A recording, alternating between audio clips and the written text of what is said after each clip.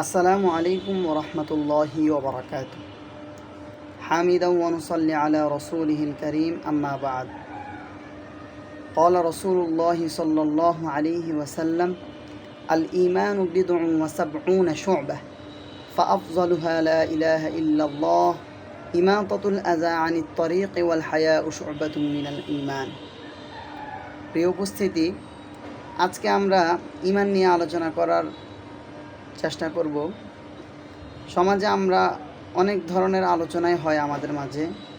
সামাজিক আলোচনা হয়, রাষ্ট্রকে কিভাবে ইসলামিক প্রক্রিয়ায় চালানো যাবে সে ব্যাপারে আমাদের আলোচনা হয়।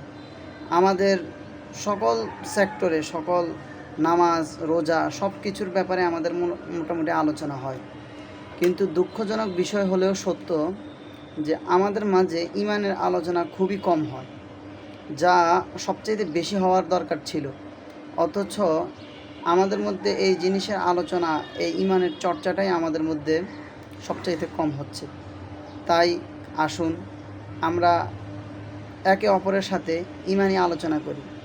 সাহাবায়ে কেরাম রাসূল সাল্লাল্লাহু আলাইহি ওয়াসাল্লামকে বললেন, ইয়া রাসূলুল্লাহ, আমাদের ঈমান তো কখনো বেড়ে যায়, কখনো কমে যায়। আপনার নসিহা যখন শুনি বা আপনার কাছ থেকে যখন আমরা দ্বীনি আলোচনা শুনি, তখন আমাদের ঈমান পরিপূর্ণ থাকে।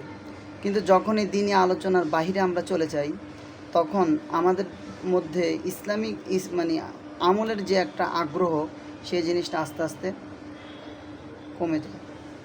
তো সাহাবায়ে কেরাম আল্লাহ রাসূলকে জিজ্ঞাসা করলেন, ইয়া রাসূলুল্লাহ, আমরা কিভাবে আমাদের ঈমানকে নবায়ন করব? জাদ্দিদু ঈমানাকুম। কিলা ইয়া রাসূলুল্লাহ, আল্লাহ রাসূল সাল্লাল্লাহু আলাইহি ওয়াসাল্লাম বললেন যে তোমরা তোমাদের ঈমানকে নবায়ন করো। তখন সাহাবায়ে কেরাম জিজ্ঞাসা করলেন, কাইফা নুজাদ্দিদু ঈমানানা, কিভাবে আমরা আমাদের ঈমানকে নবায়ন করব? তখন রাসূল সাল্লাল্লাহু আলাইহি ওয়াসাল্লাম বললেন যে তোমরা বেশি বেশি ঈমানের আলোচনা করো। তো ঈমান খুবই গুরুত্বপূর্ণ একটা অধ্যায় এবং খুবই গুরুত্বপূর্ণ একটা বিষয়।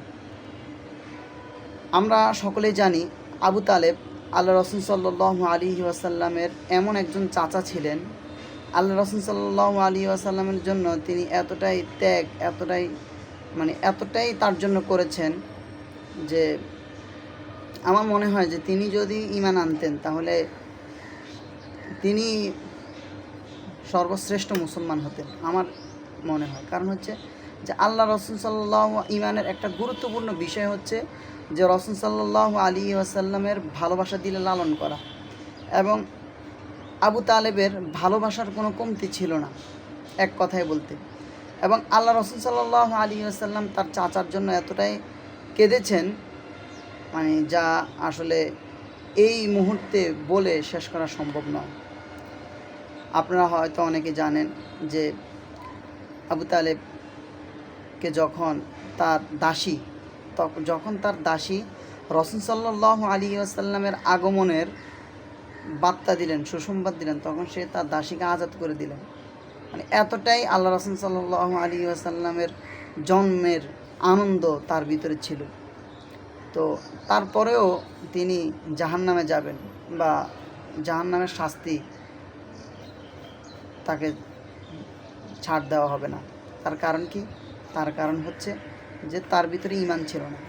হাদিসে আছে রাসূল সাল্লাল্লাহু আলাইহি ওয়াসাল্লাম বলেছেন যে কোনো ব্যক্তির মাঝে যদি সরিষার দানা পরিমাণ বা এর চেয়ে জাররা কাকে বলে?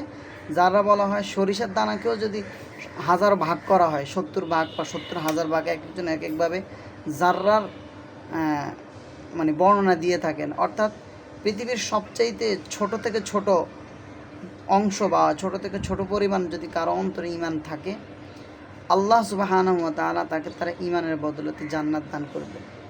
অথচ এই ঈমানের আলোচনায় আমাদের মধ্যে নেই। তো আসুন আমরা সকলে ঈমানের আলোচনা করি এবং ঈমান কিভাবে ভেঙে যায়, কিভাবে ঈমান মজবুত হয়, আমাদের অজান্তেই যে আমাদের ঈমান ভেঙে যাচ্ছে আমরা হয়তো জানছি না। এই বিষয়গুলো আসলে আমাদের জানা দরকার এবং এই বিষয়ে আমাদের তালিম হওয়া দরকার, এই বিষয়ে প্রয়োজনে আমাদের শিক্ষা নেওয়া দরকার। কিন্তু আমরা ইমানকে বাদ দিয়ে বাকি সব কিছুর আলোচনা আমাদের মাঝে চলছে আলহামদুলিল্লাহ। তো আমরা ইমান নিয়ে আলোচনা করব। তো আমরা সকলেই ইমানের আলোচনাগুলো মনোযোগ সহকারে শুনব এবং এগুলো নিজের অন্তরে গেঁথে নেওয়ার চেষ্টা করব ইনশাআল্লাহ। তো আমরা ধারাবাহিকভাবে ইমানের ৭৭টি আলোচনা নিয়ে, ইমানের ৭৭টি শাখা রয়েছে, সেই ৭৭টি শাখা আমরা ধারাবাহিকভাবে আলোচনা করার চেষ্টা করব ইনশাআল্লাহ। তো যার কারণে এখন আমরা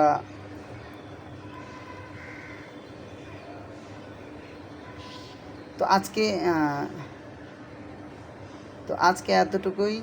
ইনশাআল্লাহ আগামী পর্বে বাকি অংশগুলো আলোচনা করার চেষ্টা করব। আসসালামু আলাইকুম ওয়া রাহমাতুল্লাহি ওয়া বারাকাতুহু।